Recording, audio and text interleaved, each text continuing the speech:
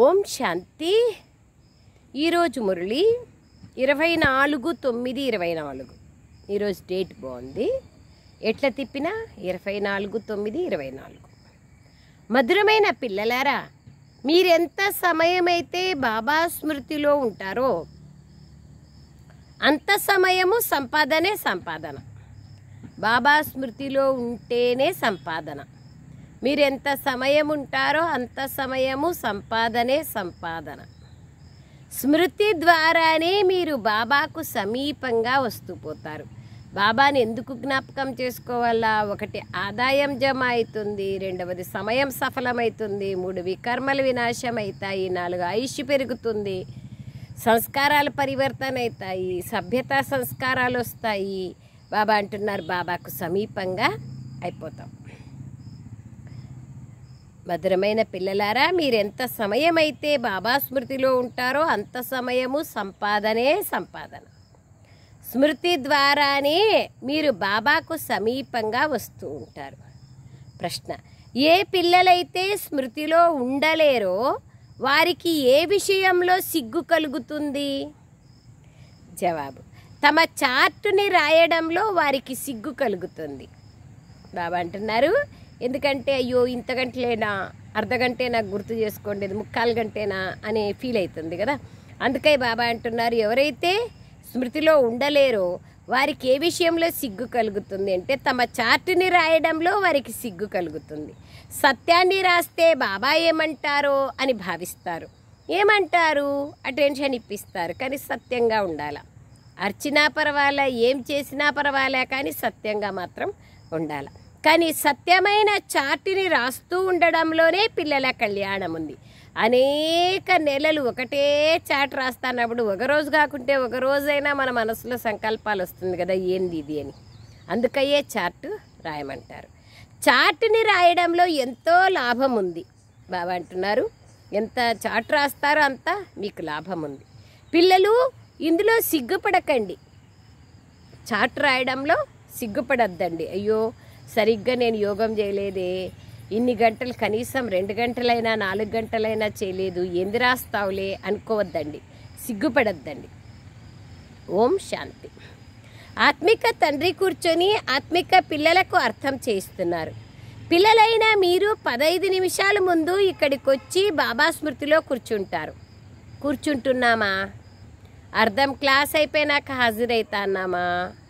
Class కంటే ముందు 15 నిమిషాలు ఎందుకు కూర్చోవాలా? ఆత్మాభిమాని స్మృతిలో కూర్చుని బాబాని స్మృతి చేస్తూ, సత్యమైన టీచర్, పరమ శిక్షకుడు వచ్చి నాకు చదువు నేర్పిస్తున్నారు, బాబా ఈరోజు మీరు ఏదైతే చదువు చెప్తారో దాన్ని నేను ఫాలో చేస్తాను అని మంచి సంకల్పంతో మంచి స్థితిలో కూర్చుంటే ఆ రోజు మురళి ఎంత మంచిగా అనిపిస్తుంది.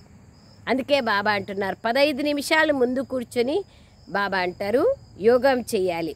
క్లాస్ కంటే ముందు బాబా స్మృతిలో కూర్చుంటారు అంటున్నారు బాబా. ఇక్కడైతే ఇంకే పని లేదు. మధుబనంలో బాబా స్మృతిలోనే కూర్చుంటారు. భక్తి మార్గంలో అయితే తండ్రి పరిచయం లేదు. ఇక్కడ తండ్రి పరిచయం లభించింది. మరియు నన్నొక్కడనే స్మృతి చెయ్యండి అని బాబా అంటారు. నేను పిల్లలందరి తండ్రిని. నన్ను స్మృతి చేయడం ద్వారా వారసత్వం దానంతటదే గుర్తుకు రావాలి. మీరు చిన్నపిల్లలైతే కాదు కదా. మేము 5 నెలలు లేదా 2 నెలల పిల్లలమని రాసినా మీ కర్మేంద్రియాలైతే పెద్దగానే ఉన్నాయి కదా. వాళ్ళైతే పాపం చిన్నపిల్లలంటే వాళ్ళకు కర్మేంద్రియాలు చిన్నగా ఉంటాయి, ఏం గుర్తుకు రాదు. మీ కర్మేంద్రియాలైతే పెద్దగా ఉన్నాయి కదా, భలే జ్ఞానంలో చిన్నగా ఉండొచ్చు. మేము 5 నెలలు లేదా 2 నెలల పిల్లలమని రాసినా మీ కర్మేంద్రియాలైతే పెద్దగానే ఉన్నాయి కదా. కావున ఆత్మిక తండ్రి అర్థం చేయిస్తున్నారు. ఇక్కడ తండ్రి మరియు వారసత్వం స్మృతిలో కూర్చోవాలి. మనము నర నుండి నారాయణుడిగా అయ్యేందుకు పురుషార్థంలో తత్పరులై ఉన్నాం, లేక స్వర్గంలోకి వెళ్లేందుకు పురుషార్థం చేస్తున్నామని మీకు తెలుసు. కావున మేము ఇక్కడ కూర్చొని ఎంత సమయం స్మృతి చేశాము అన్నది పిల్లలు నోట్ చేసుకోవాలి. బాబా స్మృతిలో ఎంత సమయం ఉన్నాము అనేది నోట్ చేసుకోవాలి. మధుబన్లోకి వెళ్ళినా కూడా వేర్వేరే ఆలోచనల్లో, వేర్వేరే పనుల్లో బాబా స్మృతి లేకుండా, బాబా మురళి వినకుండా ఉండకూడదు.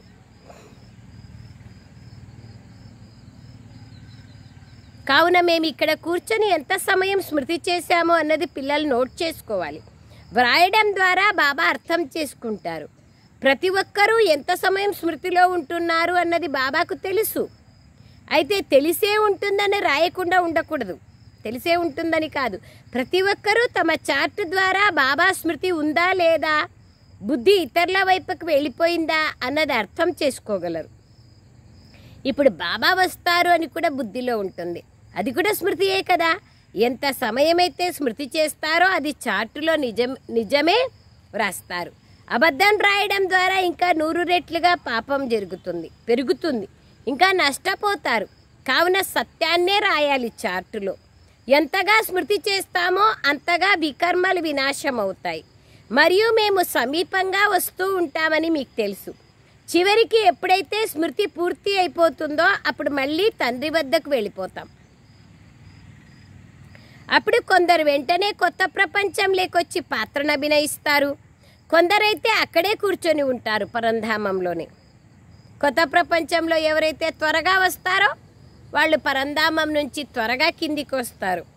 ఎవరైతే లేటుగా వస్తారో వాళ్ళు పరంధామంలోనే ఉంటారు. అక్కడ ఎటువంటి సంకల్పము రాదు. శరీరమే లేదంటే సంకల్పం ఎక్కడి నుంచి వస్తుంది? అది ముక్తిధామం, అది సుఖ దుఃఖాలకు అతీతమైనది. సుఖధామంలోకి వెళ్ళేందుకు ఇప్పుడు మీరు పురుషార్థం చేస్తున్నారు. ఎంతగా మీరు స్మృతి చేస్తారో అంతగా వికర్మలు వినాశమైపోతాయి. స్మృతి చార్టుని ఉంచడం ద్వారా జ్ఞాన ధారణ కూడా జరుగుతుంది, బాగా జరుగుతుంది. స్మృతి చార్టుని ఉంచడం ద్వారా జ్ఞాన ధారణ కూడా బాగా జరుగుతుంది. చూడండి, ఈరోజు బాబా చార్టు పైన చాలా గమనం ఉంచండి అని చెప్తున్నారు. కనీసం ఇంతవరకు రాయని వాళ్ళైనా ఈ రోజు నుంచైనా చార్ట్ రాయాలనే దృఢ సంకల్పం చేయాలి. చార్టుని రాయడంలో అయితే అంతా లాభమే ఉంది. స్మృతిలో ఉండని కారణంగా వ్రాయడంలో సిగ్గుపడతారు. బాబా ఏమంటారో మురళిలో వినిపిస్తారో ఏమో అని సిగ్గుపడతారు. ఇందులో సిగ్గుపడేది ఏముంది? వినిపించినా పర్వాలేదు కదా, మనలాగా ఇంకొకరు కాకుండా తెలుసుకుంటారు కదా. అందుకే బాబా అంటారు ఆ విధంగా ఉండద్దు. సిగ్గుపడేది ఏముంది ఇందులో? తాము స్మృతి చేస్తున్నారా లేదా అనేది ప్రతి ఒక్కరూ తమలో తాము అర్థం చేసుకోగలరు. కళ్యాణకారి అయిన బాబా అర్థం చేయిస్తున్నారు.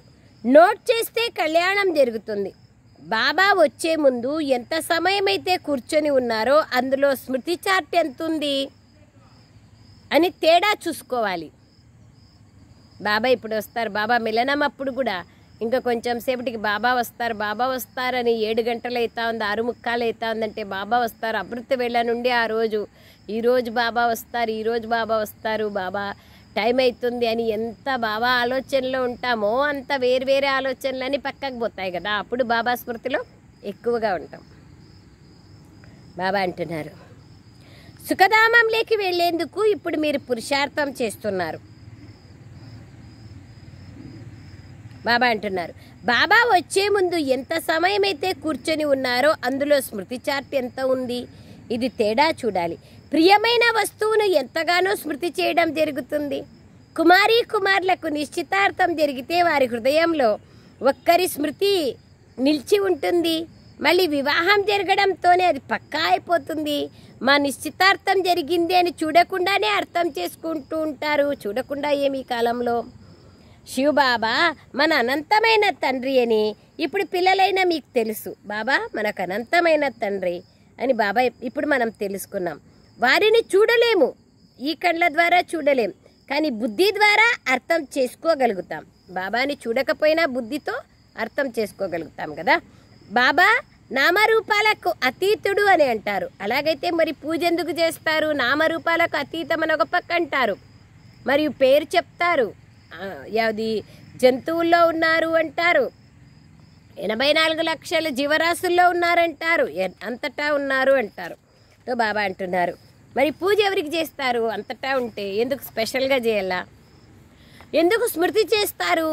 నామరూపాలకు అతీతంగా ఆది అంత్యాలు లేకుండా ఏది ఉండదు. తప్పకుండా దేన్నైనా చూడడం జరుగుతుంది, అప్పుడే దాని వర్ణన జరుగుతుంది. ఆకాశమును కూడా చూస్తారు కదా, వారిని ఆది మధ్యాంతాలు లేనివారు అని అనరు. ఆకాశాన్ని అంటారు ఆది మధ్యాంతాలు లేవని. ఉన్నాయి కదా, ఆది మధ్యాంతాలు ఉంటాయి. ఇక్కడి వరకు మీ భూమి, ఇక్కడి వరకు మీ ఆకాశం, వీటికొస్తే ట్యాక్స్ కట్టాలా, తో హద్దులు ఉంటాయి. భక్తి మార్గంలో భగవంతుడిని ఓ భగవంతుడా అని తలుచుకుంటారు. మరి తనను ఆది మధ్యాంతాలు లేనివారు అని అన్నారు కదా. ఓ భగవంతుడా అంటే ఏదో పర్టికులర్ ఉంటుంది కదా, పేరు కానీ రూపం కానీ అనడంతోనే వెంటనే వారి స్మృతి కలుగుతుంది. అనగా తప్పకుండా అతడు ఉన్నాడని కదా. ఆత్మను తెలుసుకోవడం జరుగుతుంది కానీ చూడడం జరగదు. ఆత్మని ఫీల్ చేయొచ్చు కానీ నేను ఆత్మ అని, కానీ ఆత్మని చూసేదేముంది? అది పాయింట్ ఆఫ్ లైట్, కంటికి కనపడదు, ఈ స్థూలమైన చక్షువులకి కనపడదు. కానీ ఆత్మని మనస్సు ద్వారా బుద్ధి ద్వారా అనుభవం చేయొచ్చు. కండ్లతో, స్థూలమైన కండ్లతో చూసేది లేదు. ఆత్మలందరికీ తండ్రి ఒక్కరే, వారిని కూడా తెలుసుకోవడం జరుగుతుంది. తండ్రి వచ్చి చదివిస్తున్నారు, ఇప్పుడు మీకు తెలుసు. వారు చదివిస్తారు కూడా అనేది ఇంతకు ముందు తెలియదు. భగవంతుడు వచ్చి చదివిస్తారు అనేది తెలియదు కదా. కృష్ణుని పేరుని రాసేస్తున్నారు గీతలో. కృష్ణుడి కండ్లకు కనిపిస్తాడు, అతడు అనంతుడు, నామరూపాలకు అతీతుడు అని అనడానికి వీల్లేదు. ఆయనకి పేరుంది కృష్ణుడు, తర్వాత ఆయనకి రూపం ఉంది, మనోహరమైన సుందరమైన ఆకృతితో బాబా అంటారు. ఆ విధంగా నామరూపాలకు అతీతుడు అని చెప్పడానికి వీలు లేదు కదా. నన్నొక్కడినే స్మృతి చేయండి అని కృష్ణుడు ఎట్లా అంటారు? ఎప్పుడు అన్నాడు. అతడైతే సముఖంగా ఉన్నాడు, అతన్ని తండ్రి అని కూడా అన్నారు, అందరూ అన్నారు కదా. మాతలైతే కృష్ణుని తమ సంతానంగా భావించి తమ ఒడిలో కూర్చోబెట్టుకుంటారు. జన్మాష్టమి రోజు చిన్న కృష్ణుని ఉయ్యల్లో ఊపుతారు. మరి అతడు ఎల్లప్పుడూ చిన్నగానే ఉంటాడా? లేదు కదా. మళ్ళీ రాసవిలాసాన్ని కూడా చేస్తాడు. మరి తప్పకుండా కాస్త పెద్దగా పెరిగాడనే కదా అర్థం. మరి ఆ తర్వాత ఇంకా పెద్దవాడయ్యాడా లేదా? ఏమైంది? ఎక్కడికి వెళ్ళాడు? ఇది ఎవరికీ తెలియదు. లక్ష్మీనారాయణలుగా అయినారనేది స్వయంవరం తర్వాత పేరు మారింది, లక్ష్మీనారాయణలుగా అయినారు అనేది ఎవరికీ తెలియదు. మహారాజా శ్రీ లక్ష్మి, మహారాజా శ్రీ నారాయణ్, మహారాణి శ్రీ లక్ష్మిగా అయినారనేది తెలియదు.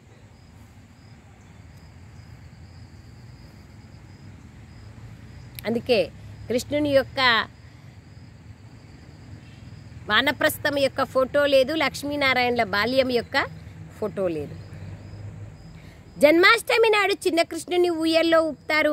బాబా అంటారు ఎక్కడికి వెళ్ళాడు అనేది కూడా ఎవరికీ తెలియదు. సదా చిన్న శరీరం ఉండదు కదా, ఏమీ ఆలోచించరు. ఈ పూజ మొదలైనవన్నీ ఆచారంగా నడుస్తున్నాయి. జ్ఞానమైతే ఎవరిలోనూ లేదు.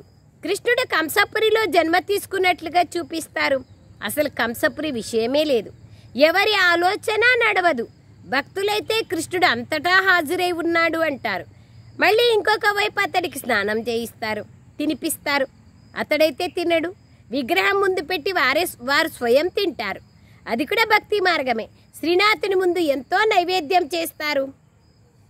శ్రీనాథ్ మందిరంలో నెయ్యితో తయారు చేసిన పదార్థాలతో తానైతే తినడు, మీరు స్వయం తినేస్తారు. దేవతల పూజలో కూడా అలా చేస్తారు. వారు స్వయమే దేవతలకు నైవేద్యం పెడతారు, తయారు చేస్తారు. వారి పూజ మొదలైనవి చేసి మళ్ళీ ముంచేస్తారు. గణేశుంది చూసినాం కదా, నగలు మొదలైనవి తీసేసి ముంచేస్తారు. అట్లే ముంచేస్తే ఇంకంతే. అక్కడ చాలామంది ఉంటారు. వారు ఎవరి చేతికి ఏది వస్తే అది తీసుకొని పోతారు. దేవతల పూజయే ఎక్కువగా జరుగుతుంది. లక్ష్మి మరియు దుర్గా ఇరువురి మూర్తులను తయారు చేస్తారు. పెద్ద తల్లి కూడా ఇక్కడ కూర్చొని ఉంది కదా, మమ్మ. తనను బ్రహ్మపుత్రి అని కూడా అంటారు. ఈ జన్మ మరియు భవిష్యత్తు జన్మ రూపానికి కూడా పూజ జరుగుతుంది. ఈ జన్మ జగతంబ మమ్మ, భవిష్యత్తు జన్మ లక్ష్మీదేవి. ఇది ఎంత అద్భుతమైన డ్రామా. ఇటువంటి విషయాలు శాస్త్రాల్లో లేవు. ఇది ప్రాక్టికల్గా జరుగుతుంది. శాస్త్రాల్లో ఉంటే ఇంకా మనకి ఇంత కష్టం ఉండేది కాదు. శాస్త్రాల్లో ఉండింటే ఫలానా శాస్త్రంలో ఉంది చూసుకోండి దాన్ని చెప్తాన్నాం అనొచ్చు. శాస్త్రాలు ఎవరో ఒకరు మనిషి తయారు చేసినవే కదా బాబా అంటున్నారు. శాస్త్రాల్లో లేవు, ఇది ప్రాక్టికల్గా జరుగుతుంది. పిల్లలైన మీలో ఇప్పుడు జ్ఞానం ఉంది. అందరికన్నా ఎక్కువగా ఆత్మల చిత్రాలను తయారు చేశారని మీరు అర్థం చేసుకున్నారు. రుద్రయజ్ఞాన్ని రచించినప్పుడు లక్షలాది శాలిగ్రామాలను తయారు చేస్తారు. దేవీల లక్షలాది చిత్రాలు తయారు కావు. వారైతే ఎంతమంది పూజారులు ఉంటారో అన్ని దేవీలను తయారు చేస్తూ ఉంటారు. కానీ రుద్రయజ్ఞంలో అయితే ఒకే సమయంలో 1,00,000 శాలిగ్రామాలను తయారు చేస్తారు. దానికి నిశ్చితమైన రోజు ఏది ఉండదు, ముహూర్తం మొదలైనవి ఏవి ఉండవు. దేవతల పూజ నిశ్చితమైన సమయంలో జరిగినట్లుగా శాలిగ్రామాల పూజ జరగదు. దేవతలు నిశ్చితమైన సమయంలోనే అవుతారు కదా, శాలిగ్రామాలు ఎప్పుడూ ఉంటారు కాబట్టి దానికి ఎప్పుడూ పూజ జరుగుతుంది, ఎప్పుడైనా చేయొచ్చు. షావుకార్లకు రుద్రుడు లేదా శాలిగ్రామాలను రచించాలి అని మనసులేకొస్తే బ్రాహ్మణుడు అని పిలుస్తారు. ఒక తండ్రినే రుద్రుడు, వారితో పాటు ఎన్నో శాలిగ్రామాలను తయారు చేస్తారు. షావుకార్లు ఇన్ని శాలిగ్రామాలను తయారు చేయండి అని అంటారు. దానికి తిథి తారీఖు అంటూ ఏది నిశ్చితం ఉండదు. శివ జయంతి రోజే రుద్ర పూజ కూడా చేస్తారనేం కాదు. ఎప్పుడంటే ఎప్పుడు వాళ్ళకు వీలైతే అప్పుడు చేసుకుంటూ ఉంటారు. సోమవారం ఎక్కువగా చేస్తారు. బాబా అంటారు శివుని పూజ ఎక్కువగా బృహస్పతి వారంను శుభదినంగా నిర్ణయిస్తారు. దీపావళి రోజు లక్ష్మీ చిత్రాన్ని పళ్ళెంలో పెట్టి పూజిస్తారు. మళ్ళీ దాన్ని యథాస్థానంలో పెట్టేస్తారు. తాను మహాలక్ష్మి అనగా యుగల్ రూపం కదా, లక్ష్మి మరియు నారాయణ యొక్క కంబైన్డ్ స్వరూపం. మనుషులకి ఈ విషయాలే తెలియదు. లక్ష్మికి డబ్బు ఎక్కడి నుంచి వచ్చింది? నారాయణే ఇవ్వాలి కదా. నారాయణకి ఎవరిచ్చినారు? శివబాబానే. శివబాబా ఎప్పుడు ఇచ్చినారు? సంగమయుగంలో. సంగమయుగంలో ఏ డబ్బు ఇచ్చినారు? జ్ఞానం అనే డబ్బు, గుణాలు, శక్తులు, ఇవన్నీ డబ్బుల ద్వారా భవిష్యత్తు డబ్బులు దొరుకుతుంది. భర్త అయితే కావాలి కదా, కావున వీరు యుగల్స్ అయినారు. అందుకని మహాలక్ష్మి అన్న పేరు పెట్టేస్తారు. దేవీలు ఎప్పుడయ్యారు? మహాలక్ష్మి ఇక్కడ ఎప్పుడుండి వెళ్ళింది? ఈ విషయాలు మనుషులకి ఏమీ తెలియవు. ఇప్పుడు బాబా కూర్చొని మీకు అర్థం చేస్తున్నారు. అది కూడా మనలో నంబర్ 1. మీలో కూడా అందరికీ ఏకరసంగా ధారణ జరగదు. ఏకరసంగా జరిగితే అందరూ మహారాజా మహారాణి అయిపోతారు కదా, జరగదు. రాజ్యము ఇవన్నీ జరగాలి కదా. రాజ్యంలో రాజులు ఒక్కరే ఉంటారా? ప్రజలు, మంత్రులు అందరూ ఉంటారు. అయితే మనం కావాలన్నా, మనం ఏం కావాలనేది మనం తెలుసుకోవాలి. తండ్రి ఇవన్నీ అర్థం చేయించి మళ్ళీ శివబాబా గుర్తున్నారా అని అడుగుతారు. వారసత్వం గుర్తుందా అని అడుగుతారు. ఇదే ముఖ్యమైన విషయం. భక్తి మార్గంలో ఎంత ధనాన్ని వ్యర్థం చేస్తారు. ఇక్కడ మీకు ఒక్క పైసా కూడా వ్యర్థం కాదు. మీరు సుసంపన్నులుగా అయ్యేందుకే సేవ చేస్తారు. భక్తి మార్గంలో అయితే ఎంతో ధనాన్ని ఖర్చు చేస్తారు, దివాలా తీస్తారు, అంతా మట్టిలో కలిసిపోతుంది. ఎంత తేడా ఉంది. ఈ సమయంలో ఏదైతే మీరు చేస్తారో దాన్నంతా ఈశ్వరీయ సేవలో శివబాబాకి ఇస్తారు. శివబాబా అయితే తినరు కదా, తినేది మీరే. బ్రాహ్మణులైన మీరు మధ్యలో ట్రస్టీలుగా ఉన్నారు. మీరు బ్రహ్మకి ఇవ్వడం లేదు, మీరు శివబాబాకి ఇస్తున్నారు. బాబా మీకోసం ధోతీ చొక్కా తీసుకొని వచ్చామని అంటారు. ఇతడికి ఇచ్చినట్లయితే మీకేమీ జమ కాదు. అండర్లైన్. ఏదైతే మీరు శివబాబాను స్మృతి చేసి ఇతడికి ఇస్తారో అదే జమ అవుతుంది అని బాబా అంటారు. అందరూ బాగా గుర్తుపెట్టుకోండి. మనమేమో అక్కయ్యలకి ఇస్తున్నాం అనుకుంటారు. అక్కయ్యలకి మనం ఇకూడదు. పక్కాగా బాబా స్మృతి చేసి బాబా దగ్గర పెట్టాలి కానీ మనం అక్కోళ్ళకి ఈనేకూడదు, చేతిలో ఈనేకూడదు. మనం హుండీలో వేసేసేయాల. తర్వాత బాబాకి ఇస్తున్నామని తెలుసుకోవాలా. సదా నిమిత్త మాత్రంగా ఆడ పెట్టేయాల. అంతేకాని కొంతమంది చేతికిచ్చే అలవాటు చేసుకుంటారు, కొంతమంది అది దృష్టి తీసుకుంటారు, కొంతమంది 10 మందికి చెప్తారు. రకరకాల ఆత్మలు నంబర్ 1 కదా పాపం. కొంతమంది ఇక్కడే తినేస్తారు. బాబా అంటున్నారు భక్తి మార్గంలో ఎంత ధనాన్ని వ్యర్థం చేస్తారు. ఇక్కడ మీకు ఒక్క పైసా కూడా వ్యర్థం కాదు. శివబాబా అయితే తిన్నారు కదా, తినేది మీరే. మీరు శివబాబాకి ఇస్తున్నారు అని తెలుసుకోవాలి. బాబా మీకోసం ధోతీ పంచ తీసుకొని వచ్చాం, చొక్కా అని చెప్తారు. ఇతడికి ఇచ్చినట్లయితే మీకేమీ జమ కాదు. ధోతీ చొక్కానే ఇవ్వండి, శివబాబా స్మృతిలో ఇచ్చేయండి, తద్వారా జమ అవుతుంది. కానీ బ్రహ్మబాబా కోసం మేము తెచ్చినాం, బాబాకి ఇస్తాము, బాబానే వేసుకోవాలా, ఇవన్నీ ఉండకూడదు. ఇతడికి ఇచ్చినట్లయితే మీకు ఏమి జమ కాదు. బ్రహ్మబాబాకి ఇస్తేనే జమ కాదంటే బ్రహ్మకుమారి అక్కయ్యలకి ఇస్తే ఏం జమ అవుతుంది? ఇంకా పరస్పరం బీకేలకి ఇచ్చుకుంటే ఏం జమ అవుతుంది? అన్నీ ఆలోచన చేసుకోండి బాగా. ఎక్కడ చేస్తే జమ అవుతుంది, ఏం చేస్తే జమ అవుతుంది అనేటువంటి తెలివి కూడా ఆవశ్యకత. కావున బాబా అంటున్నారు బ్రాహ్మణులు శివబాబా ఖజానా నుండే పాలించబడతారు. కావున ఏం పంపించాలి అని బాబాని అడగాల్సిన అవసరం లేదు. ఇవ్వాలనుకునే వాళ్లకు అడగాల్సిన అవసరం లేదు. వాళ్ళకి ఏది బుద్ధి పడితే అది తెచ్చియచ్చు. ఎందుకంటే ఇతను తీసుకోడు. మీరు బ్రహ్మను స్మృతి చేసినట్లయితే మీకేమీ జమ కాదు. ఈ బ్రహ్మ శివబాబా ఖజానా నుండే తీసుకోవాలి. తద్వారా శివబాబాయే గుర్తుకొస్తారు. ఇతడు మీ వస్తువుని ఎందుకు తీసుకోవాలి? బీకేలకు ఇవ్వడం కూడా తప్పే. మీరు ఎవరి నుండైనా ఏదైనా వస్తువుని తీసుకొని ధరించినట్లయితే వారి స్మృతి వస్తూ ఉంటుంది. వీళ్ళు చీరలు ఇచ్చినారు, వీళ్ళు ఫలానా ఇచ్చినారు మాకు అని వాళ్ళు ఇచ్చింది వేసుకున్నామంటే వాళ్ళు గుర్తొస్తూ ఉంటుంది. ఎప్పుడు వాళ్ళు ఇచ్చింది వేసుకొనే కూడదు బాబా అంటారు. మీరు ఎవరి నుండైనా ఏదైనా వస్తువుని తీసుకొని ధరించినట్లయితే వారి స్మృతి వస్తూ ఉంటుంది. ఏదైనా చిన్న వస్తువు అయితే దాని విషయం వేరు. మంచి వస్తువు అయితే ఫలానా వారు ఇది ఇచ్చారు అని ఇంకా ఎక్కువగా స్మృతిని కలిగిస్తుంది. వారిది ఏమీ జమ కాదు. అది అర్థమైందా? ఫలానా వాళ్ళు ఇచ్చినారంటే వాళ్ళది ఏమీ జమ కాదు. Underline please. ఎంత క్లారిటీగా చెప్తున్నారు బాబా. ఎవరిది జమ అవుతుంది, ఎవరిది జమ కాదు. కావున నష్టం జరుగుతుంది. నన్నొక్కడనే స్మృతి చేయండి అని శివబాబా అంటారు. నాకు బట్టలు మొదలైన వాటి అవసరం లేదు. శివబాబా డ్రెస్ చేసుకుంటారా? లేదు. ఈ బట్టలు మొదలైనవి పిల్లలకు కావాలి. వాటిని శివబాబా ఖజానా నుండి ధరిస్తారు. నాకైతే స్వయం నా శరీరమే లేదు.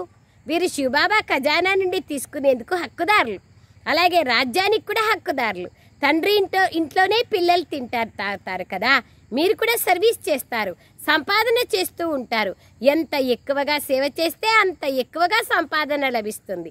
శివబాబా బండారం నుండే తింటారు, తాగుతారు. వారికి ఇవ్వకపోతే జమ అవ్వదు. శివబాబాకే ఇవ్వాలి. బాబా, మేము మీ ద్వారా 21 జన్మల కోసం పద్మాపదంపతులుగా అవుతాం.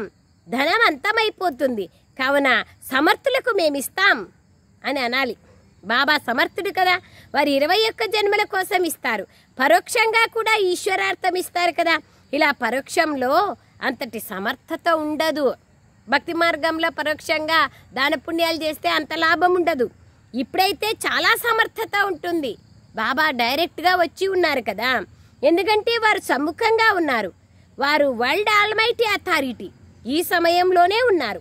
ఈశ్వరార్థం ఏదైనా దాన పుణ్యాదులు చేస్తే అల్పకాలికంగా ఎంతో కొంత లభిస్తుంది. ఇక్కడైతే నేను సమ్ముఖంగా ఉన్నానని బాబా మీకు అర్థం చేస్తున్నారు. ఇచ్చేవాడిని నేనే. ఇతడు కూడా సర్వస్వాన్ని శివబాబాకి ఇచ్చి మొత్తం విశ్వరాజ్యాధికారాన్ని తీసుకున్నాడు కదా. ఎవరు? బ్రహ్మబాబా వాళ్ళు. ఈ వ్యక్తుడే అవ్యక్త రూపంలో సాక్షాత్కారం అవుతాడని కూడా మీకు తెలుసు. సూక్ష్మతంలో ఇతరులేకి శివబాబా వచ్చి పిల్లలతో మాట్లాడతారు. మేము మనుషుల నుండి తీసుకోవాలి అని ఎప్పుడూ ఆలోచించకూడదు. శివబాబా భండారానికి పంపించండి అని చెప్పండి. వీరికి ఇవ్వడం ద్వారా మీకేమీ లభించదు, ఇంకా నష్టపోతారు. ఎవరైనా పేదవారుంటే 3-4 రూపాయల బ్లౌజుని మీకు ఇస్తారు. దానికన్నా శివబాబా బండారాలో వేయడం ద్వారా అవి ఎన్నో కోట్ల రెట్లుగా అయిపోతాయి. వస్తువు కన్నా చూడండి, బాగా ఆలోచన చేసుకోండి. మరి వారిని ఎందుకు నష్టపరచాలి? ఎక్కువగా దేవీలదే పూజ జరుగుతుంది. ఎందుకంటే దేవీలైన మీరే విశేషంగా జ్ఞానాన్ని ఇచ్చేందుకు నిమిత్తంగా అవుతారు. గోపులు కూడా అర్థం చేయించినా ఎక్కువగా మాతలే బ్రాహ్మణీలుగా అయ్యి దారిని చూపుతారు. కావున దేవీల పేరు ఎక్కువగా ఉంది. దేవీల పూజ వస్తూ ఉంది కదా, దసరా. దేవీల పూజ ఎంతగానో జరుగుతుంది. అర్ధకల్పం మీరు పూజ్యులుగా ఉండేవారని కూడా మీరు అర్థం చేసుకున్నారు. మొదట ఫుల్ పూజ్యులుగా, ఆ తర్వాత సెమీ పూజ్యులుగా అవుతారు. ఎందుకంటే 2 కళలు తగ్గుతాయి. సత్యుగంలో 16, త్రేతాలో 14 కదా. రాముడి యొక్క వంశం ఉంటుంది. వారైతే లక్షల సంవత్సరాల విషయం చేసేసినారు. కావున దాని లెక్కే ఉండదు. భక్తి మార్గం వారి బుద్ధిలో మరియు మీ బుద్ధిలో రాత్రికి పగలుకున్నంత తేడా ఉంది. మీకు జ్ఞానానికి వాళ్ళ జ్ఞానానికి రాత్రికి పగలుకున్నంత తేడా. మీది ఈశ్వరీయ బుద్ధి. బాబా ఏం చెప్తే అదే ఈ బుద్ధి ఒప్పుకుంటుంది. వేరే విషయాలను ఒప్పుకోదు. ఈశ్వరీయ బుద్ధి అది రావణ్ణి బుద్ధి. ఈ మొత్తం చక్రం తిరిగిన 5000 సంవత్సరాల తర్వాత ఈ పురుషోత్తమ సంగమ యుగం వస్తుంది. దీన్నే గీతాయుగం అంటారు. బాబా వచ్చి సత్యమైన గీతం తెలిపిస్తారు కాబట్టి ఇది గీతాయుగం కూడా. బాబా వస్తారు కాబట్టి ఇది పురుషోత్తమ కళ్యాణకారి సంగమయుగం. లక్షల సంవత్సరాల విషయమైతే ఉండదు. ఎప్పుడైనా ఎవరైనా వస్తే వారిని సంగమం వద్దకు, సంగమయుగం దగ్గరికి తీసుకెళ్ళండి, సృష్టి చక్రం దగ్గరికి. అనంతమైన తండ్రి రచయిత అనగా తమ మరియు రచనల మొత్తం పరిచయాన్నంతా ఇస్తారు. చెప్పండి. అచ్చా పిల్లలారా, తండ్రిని స్మృతి చేయండి. ఇంకేమీ ధారణ చేయకపోయినా స్వయాన్ని ఆత్మగా భావిస్తూ తండ్రిని స్మృతి చేయండి. ఎట్లా చూడండి, బాబా ఎంత షార్ట్ కట్ చెప్తారు. విస్తారాన్ని తెలిపిస్తారు. కొంతమందికి విస్తారం కావాలి, అనేక సంకల్పాలు వస్తూ ఉంటాయి. ఎందుకు, ఏమి ప్రశ్నలు. సో ఎవ్వరికి ప్రశ్నలు రావు. వాళ్ళు కేవలం బాబాని గుర్తుపెట్టుకుంటే చాలు. బాబా పైన నిశ్చయం ఏర్పడి శివబాబాని గుర్తు చేసుకుంటే చాలు. అన్నింటికీ ఆధారం ఏమి అంటే బాబాని గుర్తు చేసుకోవడానికి ఇంతంతా బాబా సారం, విస్తారాన్ని వినిపిస్తారు సారం కోసం. బాబా అంటున్నారు, తండ్రిని స్మృతి చేయండి. ఇంకేమీ ధారణ చేసుకోలేకపోయినా స్వయాన్ని ఆత్మగా భావిస్తూ తండ్రిని స్మృతి చేయండి. మొట్టమొదట యోగంలో కూర్చున్న వెంటనే నేను ఆత్మ జ్యోతిస్వరూపమైనాను అని ఎందుకు అనుకోవాలి అంటే, ఆత్మిక తండ్రి బాబా, శరీరానికి తండ్రి కాదు బాబా, ఆత్మకు తండ్రి. మొదట ఆత్మ అని తెలుసుకున్నప్పుడే ఆత్మకు జన్మ జన్మాంతరాల రక్షణనిచ్చేవారు, పాలన చేసేవారు ప్రాణేశ్వరుడు ఒక్క బాబా వైపు నా మనస్సు వెళ్ళడానికి వీలవుతుంది. పవిత్రంగా అయితే కావాల్సిందే. తండ్రి నుండి వారసత్వాన్ని తీసుకుంటారు కాబట్టి దైవీ గుణాలని కూడా ధారణ చేయాలి.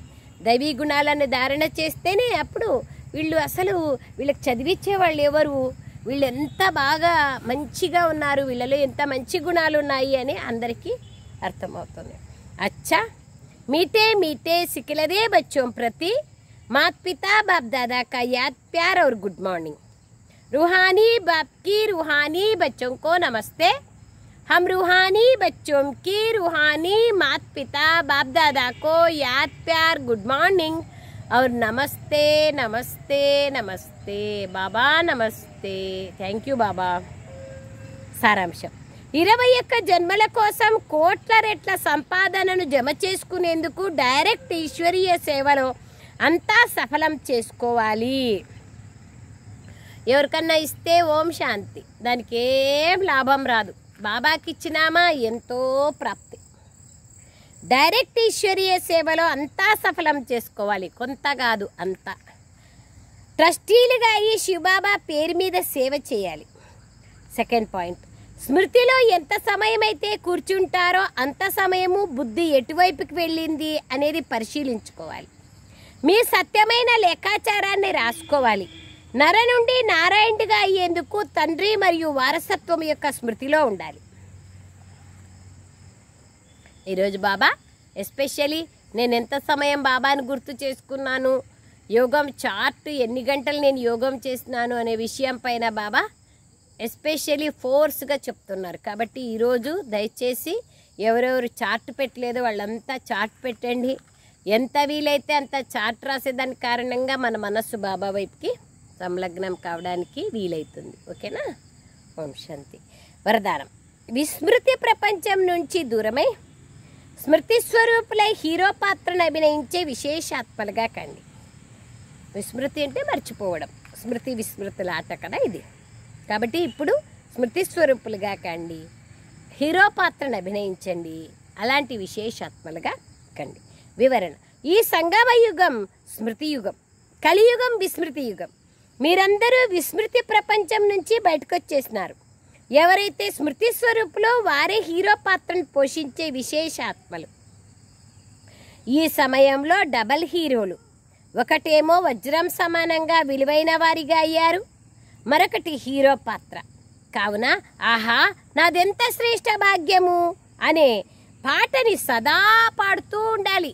ఏమంట అందరు చెప్పండి, ఆహా నాదెంత శ్రేష్ఠ భాగ్యము. కడుపు నిండా చెప్పాలి, నిజంగా చెప్పాలి, సత్యంగా చెప్పాలి. ఆహా నాదెంత శ్రేష్టమైన భాగ్యం, సత్యుగంలో నేను ఎంత గొప్ప పదవిని పొందుతాను, స్వయం భగవంతుడే నాకు లభించినారు, రోజూ మురళిని నడిపిస్తారు, ఎంత గొప్ప పాత్ర నాది ఎట్లా ఉంటిని బాబా ఎట్లా చేస్తున్నారు. అందుకే ఆహా నాదెంత శ్రేష్ఠ భాగ్యం. ఏ విధంగా దేహానికి చెందిన వృత్తి గుర్తుంటుందో అదేవిధంగా ఈ అవినాశి వృత్తి అయిన నేను శ్రేష్ఠ ఆత్మను అనేది గుర్తుపెట్టుకుంటే విశేషాత్మగా అయిపోతారు. స్లోగన్: ధైర్యం అనే మొదటి అడుగుని వేస్తే తండ్రి సంపూర్ణ సహాయం లభిస్తుంది. జీ బాబా జీ. ధైర్యం అనే మొదటి అడుగు వేస్తే తండ్రి సంపూర్ణ సహాయం లభిస్తుంది. Thank you Baba. Thank you very much Baba. Thank you.